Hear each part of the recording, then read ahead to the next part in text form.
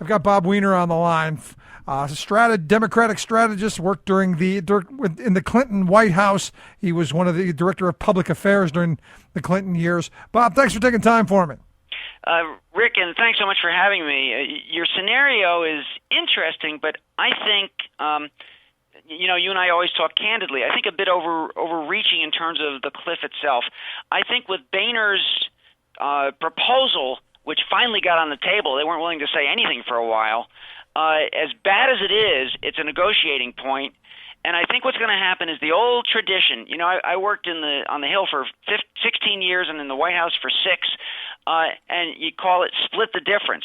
And both sides are going to say this is bad for everybody, and we just have to take the medicine, and they're going to split the difference because neither side, Democrats or Republicans, is willing to be the Grinch that stole Christmas and forced $2,000 extra tax costs on everybody.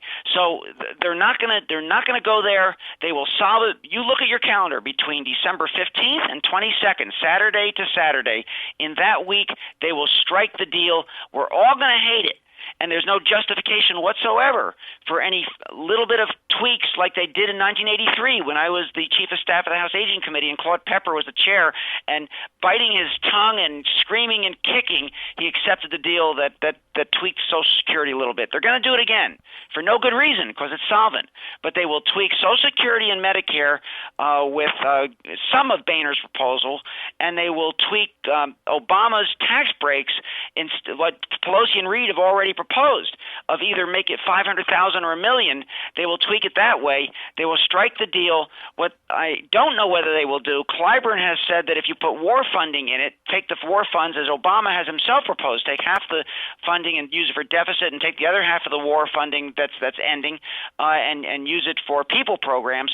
Clyburn said you'd get 300 to 400 votes. But I don't think Obama has the courage right now to do that because of the Halliburtons, the Boeings, the Northrop Grummons that are what Eisenhower called the military-industrial complex and the political lobbying that they have.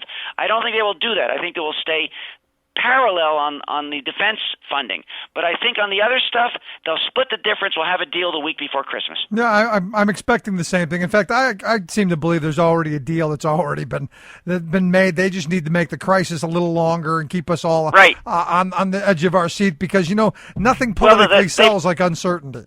That's right. And, I hang out at the Democratic National Committee's National Democratic Club where 200, 195 or whatever it is, Democratic members are members, and they all tell me that brinksmanship is how, unfortunately, the Tea Party forces it to be played on the debt ceiling and on all these funding issues now in the Congress. So they'll do the brinkmanship, they'll take it to the very last second, and then they'll strike the deal. And here's my problem with this. I mean, again, it's the working people who get screwed in all this. And it's my listeners, it's people that I know who are going to be pushing Social Security off. We're going to be changing the way it's calculated. That's right. The COLA is Boehner's proposal. You're right. And you're going to push off Medicare. And you know what bothers me, Bob? That bothers me a lot. 2 extra years for no good reason. On both of these, Rick, Social Security, I want to know, it's been paid for by premiums by seniors, and it's good for another 25 years. I want to know what bank you could go to and they'll say they spent the money on other purposes so they really don't owe it to you, and you let them get away with it. But we're letting them get away with it now while they claim that there's a deficit from Social Security. There is no deficit with the premiums that have been put in by people into Social Security. Medicare, Obama extended it by 10 years. It's fully solvent now for another 10 years. And as the Affordable Health Care Act kicks in, more and more people will have the health insurance. And by the way, every state, no matter how much they whine, just like Arizona did on Medicaid, they were the last one to come in kicking and screaming. When they get 90% of the money from the feds, they're all going to take the new health plan. Yep. So everything really is in far better shape than the Republicans want to paint it.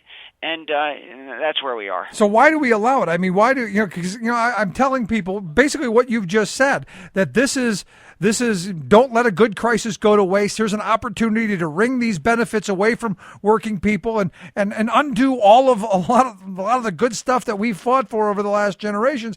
They're using this to take us to the mat. Why aren't we kicking and screaming and saying, no, well, you're going to raise those top rates first. You're going to do that first and nothing else until that's done.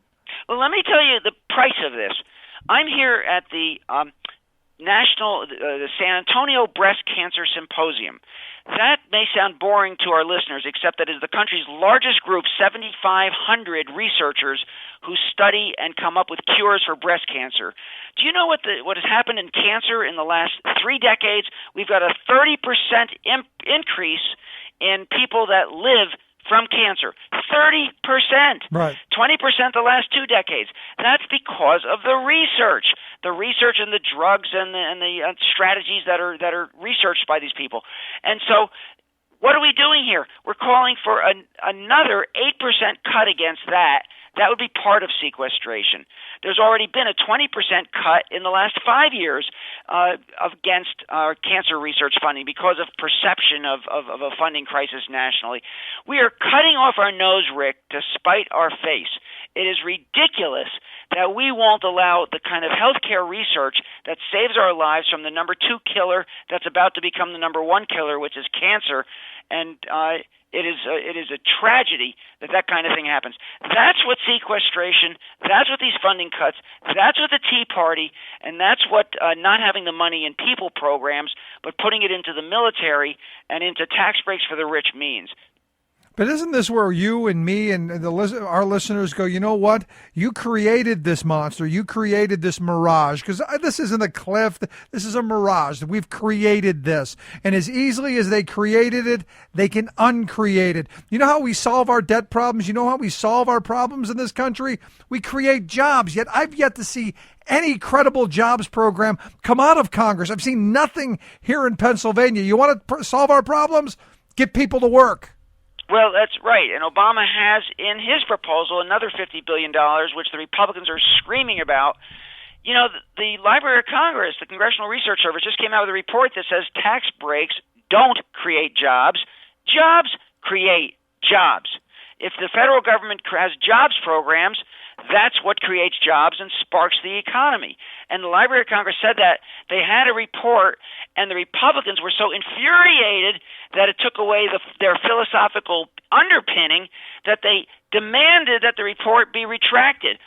Smartly, the head of the division at the Library of Congress that wrote the report already put it out, and so they can retract it all they want, but it's already on official paper, and Rachel Maddow and others have been putting it out, and it's online, and people have the report. I just spoke to the London School of Economics on the economic impact of the election, Rick, and I used that report, and by unanimously, the London School of Economics, the professors and the students all said that, of course, jobs and infrastructure are the way to end the economic crisis, not tax breaks, not more tax breaks, and the tax breaks should be repealed. That's from the world's leading economists. So your point is extremely well taken.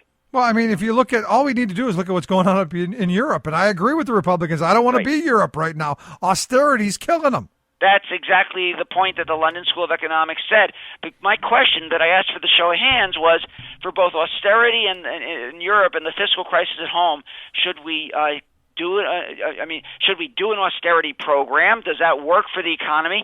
Or should we do a people and jobs and infrastructure program? And it was unanimous, people, jobs, and infrastructure. Yeah, but here again, you played right into their frame as well. Oh, there's a fiscal crisis. No, there's not. They created it. Correct. You're absolutely right. It is a self-created thing. We've had 30 years of continuing the debts, not having a debt ceiling and having it almost automatically approved because the United States government has to pay its debts. And when Bush put in the tax cuts, he created, you think if you take revenue away, you're going to have a revenue crisis? Of course you are. Duh. Yeah. So Clinton had the higher rates and created 23 million jobs. Bush had the lower rates and created the worst in history since Hoover, 1 million jobs in his entire 8 years. I mean, I look at this, and we're talking about just going back to the tax code of the Clinton years, and I keep asking people, why are we just talking about the Clinton years? Why not go back to the good socialist president, Dwight David Eisenhower? Go back to his tax code. No, go back to Herbert Hoover, which I did in my Miami Herald article saying trickle-down doesn't work, and also in the Milwaukee Journal article. Invite our listeners to go to my website, Rick, which is weinerpublic.com, WEINER, www.weinerpublic.com.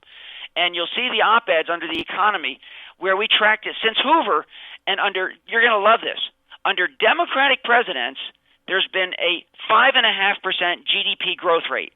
under Republican presidents, a 1.5% GDP growth rate because they've done the tax cuts and taken money from the economy. Yeah, but let me ask you, Democrats have done the people programs. But let me ask you the most important question for my Republican listeners: how many billionaires did we create during the Democratic years, and how many billionaires did we create during the Republican years? That's another piece, and I've got it. Why do conservatives vote against their own interests? I put that in the Michigan Chronicle in April. And the answer is some perception that you'll get rich that way. But you're absolutely right that Democratic policies are good for business. They're good for the stock market. The stock market rises twice as much under the people programs of Democratic presidents as it does under the tax cuts policies of Republican presidents. So stock market, creation of millionaires and billionaires, improvement to small business, and jobs, unemployment dropping, and employment higher for the entire country. That's the price that we win with under the infrastructure programs that people like President Obama and Bill Clinton did, and that we lose with under the Reagans and the Bushes. You're exactly right. And why Republicans, well, maybe a few of them did see that, and maybe that's why the election was won this year by Obama. People did not want this country to be of, by, and for the rich, which was the Romney platform. Yeah, but here's the thing that gets me, and maybe you remember Mitt Romney running around with his little whiteboard and the magic marker saying how he was going to save Social Security, he was going to save Medicare, he was going to put back that $716 billion that Obama was stealing. And the Republicans really made themselves out to be the grand saviors of Medicare. But I'm looking at the Boehner plan. I'm looking at the Boehner plan, and he's telling me right here they're going to steal $200 billion straight from Medicare. They're going to cut $300 billion from food stamp programs, cuts, $900 billion from health care and other mandatory spending programs. They're going to cut all of this stuff out from stuff that benefits people like me. That's right. And by the way, we got to correct the record and keep correcting it. Obama's $700 billion were from Medicare Advantage, profits of the insurance companies. The Republican $700 billion that they cut, that they proposed, were from benefits for people, for beneficiaries, from the people that get Medicare. It's a night and day difference. The Republicans always say they want to end fraud and abuse and waste, except when it's from their rich contributor friends, like Medicare Advantage. Then they don't want to cut it out. And by the way, when those cuts did take place, people still are flocking into Medicare Advantage. They make plenty of money. They just make a few percent less. So it is just a crock to say that Obama was cutting Medicare and the Republicans were cutting Medicare. It's sort of the same. It was night and day difference. The difference is profits of the insurance companies versus benefits for people. Last question I've got for you. You seem, and I agree with you. I think a deal's already done. I think they already know what the framework is. Well, it's not quite already done. I think we know what Weiner has his Tea Party. That if they rant and rave and scream loud enough again, who knows what happens? But I think he might be able to overcome it this time. Yeah, I think a deal is going to happen. I think you're right. The question is how do we stop the really bad stuff? The changing in the COLAs, the changing of the lengthening of getting to Medicare and the lengthening of getting to Social Security. What do we do? That's a serious problem, and it's a really bad one. Right now, before this deal is struck, I'm writing an op-ed on just what you said, and I think all of us have to be calling our congressmen, calling our senators, saying, strike the deal, but make sure that we have the freedom in appropriations when the deal is struck. It doesn't mean that the actual legislative committees have to do the precise same wording. So when you strike the deal, that's the answer, is make sure that we have the flexibility to fight against those things you just described. We do not want Social Security cut. We do not want Medicare cut. We do not want food stamps cut. You cut food stamps, you're forcing people into garbage cans. Where do you think they're going for their food? So those are outrageous cuts that the Republicans have proposed, and we have to make sure only by lobbying and by legislative action can we stop it. And Rick, that's where your show comes in. And you and I met at a Radio Row, and those things really make a difference. If our listeners call our congresspeople and our senators, you can stop those bad things from happening. Yep, and that's where I believe in direct action, and I'm glad to see that people across the country are calling and are doing it, but we got to do it that much more. Bob Weiner, it's always great talking with you, and I can't wait to see you again. Are you going to be in D.C. for the Families USA Radio Row in January? I am, and what I'm trying to figure out is they're not going to be an inauguration Radio Row also. I can't imagine they're not doing one, but I know Candy, our joint friend Candy Stroud, is organizing the Families USA one. I don't know who's organizing the inauguration one. We got to find that out too. Well, let me know when you find out. Okay. If not, I'll see you in D.C. for the Families USA conference. I appreciate the time. See you, Rick. Thanks. Our good friend Bob Weiner. Quick break. Right back after this. Stick around. You're listening to The Rick Smith Show. More working people come to talk.